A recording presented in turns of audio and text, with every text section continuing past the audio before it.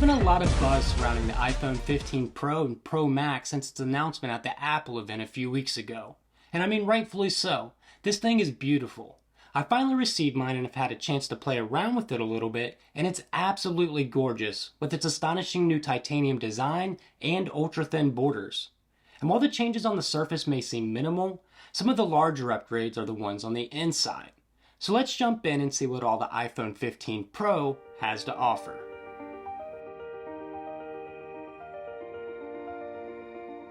The new titanium design around the edges is a much stronger and more scratch-resistant material than anything we've seen in the past.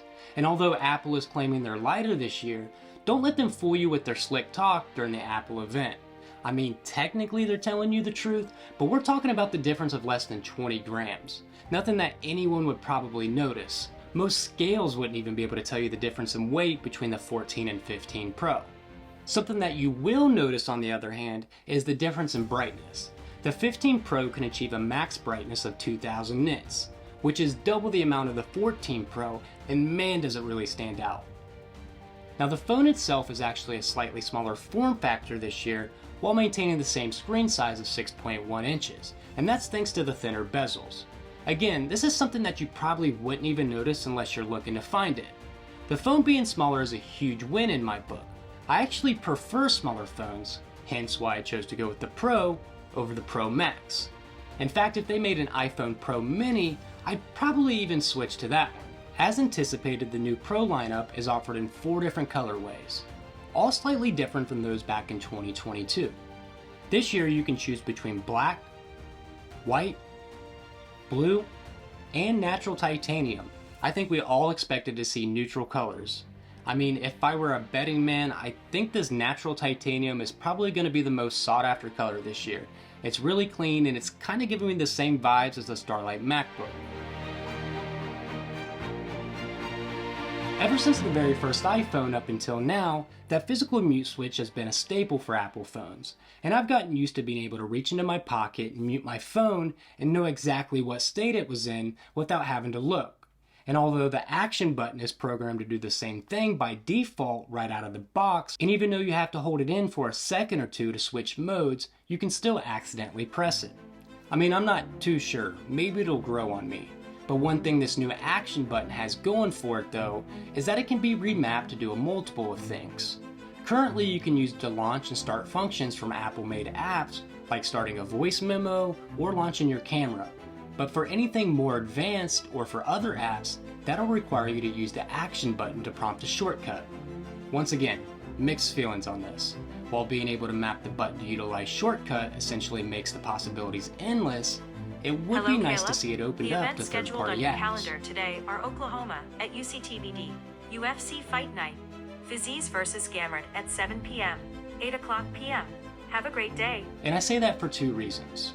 Number 1 is that shortcuts aren't the easiest to make, especially the more advanced ones or for the everyday users. And 2, there's always a little bit of a time delay from when you press the button and the shortcut's actually being executed.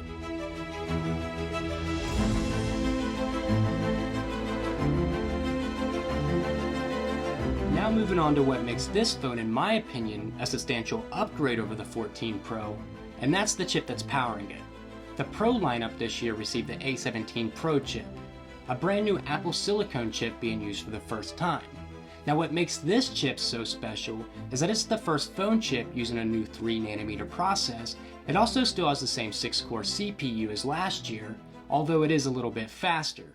And same thing with the Neural Engine. Same 16 cores as previous years, but Apple claims it's up to twice as fast. Now I'm definitely going to have to do some testing myself and compare it to the 14 Pro. You've all probably seen or heard by now that all new iPhones this year made the transition from the outdated Lightning cable over to USB-C. And it's about time. This change has been long overdue. And while the stock iPhone received a USB-C 2 port with the same speeds as the Lightning cable, the iPhone Pros actually received a USB-C 3 port that supports faster speeds.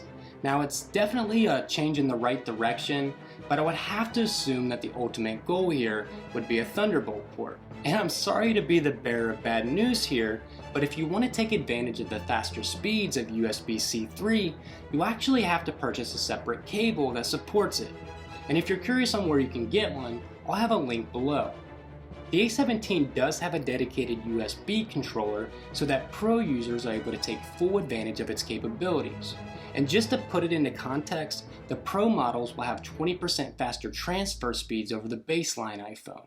And this phone can't do any reverse wireless charging, but at least we do have the option this year to use the new USB-C port to charge your AirPods. And then to round out the new A17 chip is its biggest improvement, and that's the GPU. This GPU has undergone the biggest redesign in the history of Apple Silicon's GPUs. It's a pro-class GPU that has a heavy focus on performance and efficiency. Now, I'm not a huge mobile gamer, but I did fire up a few phone games on this thing just to see what all the hype was about. And honestly, it performed much better than I anticipated it to. It really didn't have any noticeable lag to it.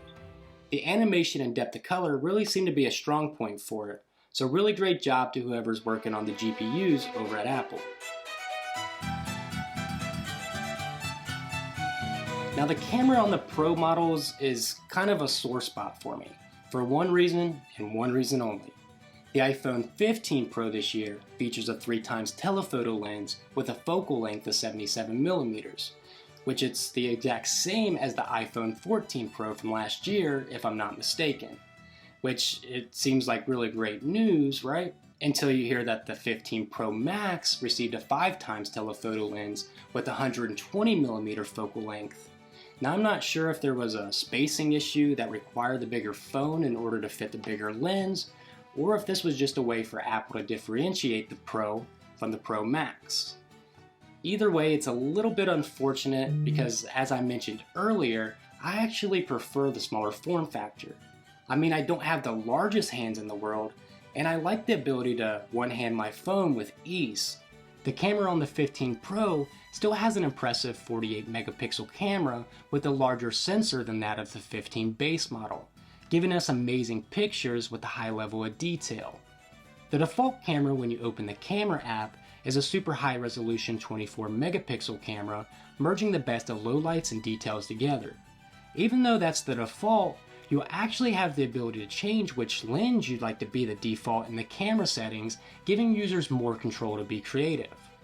And on top of that, the iPhone 15 Pro also gets a next generation portrait mode, allowing you to control the amount of focus and depth. Something that's really neat about this year's model is that even when you take a normal picture, it'll capture all the same depth and data information that a portrait photo would. That way, after any picture is taken, you can always go back later and turn it into a portrait, even being able to adjust what subjects are in focus and which ones aren't. If you plan on purchasing the Apple Vision Pro next year, then one unique feature of the 15 Pro models that's really exciting and has a lot of potential is the ability to capture something Apple is calling spatial video. Now, this combines the ultra-wide and the main camera to capture a three-dimensional video. These three-dimensional videos can then be viewed in the Vision Pro almost like memories. Now, this is really exciting and kinda a little scary. It eerily reminds me of the Reminiscent movie with Hugh Jackman, or kind of like an episode straight out of Black Mirror, but ultimately this could be a really cool feature if Apple's able to deliver on their promise. Now, all these new camera features on the Pro model seem great and may even encourage more users to choose this model over the base this year. But you might be thinking to yourself, what good does it do me if I don't even have a place to store all these precious memories? While yes, it is true that ProRAW photos and ProRes videos do take up substantially more storage, Apple did just announce that they're upping the storage options for their iCloud plans, taking the limit from 2 terabytes all the way up to 12 terabytes, and I couldn't be happier myself. On top of all the ProRAW and ProRes video, between my wife's and my phone, we do also use HomeKit Secure Video, and that takes up quite a bit of storage.